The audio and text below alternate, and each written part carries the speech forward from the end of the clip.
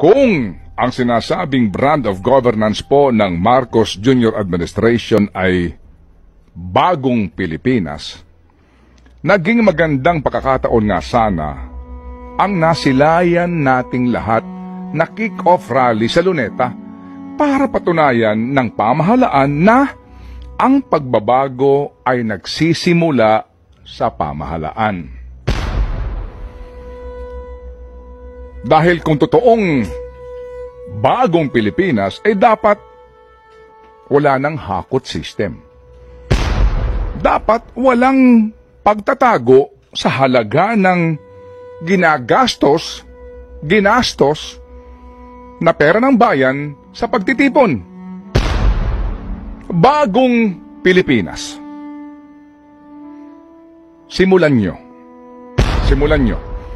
Magtipid kayo sa paggasta sa pera ng bayan.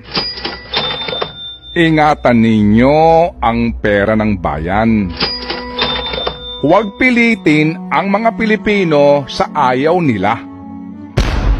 Huwag niyong linlangin ang mga Pilipino.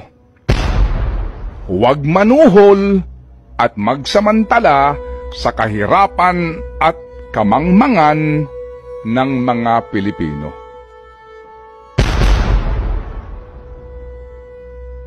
Walang magiging pagbabago sa Pilipinas kung ang mga pinuno nito ay puro salita at kapos sa gawa.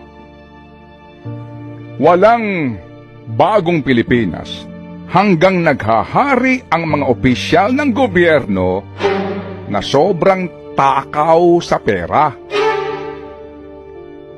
at labis-labis ang kasakiman sa kapangyarihan.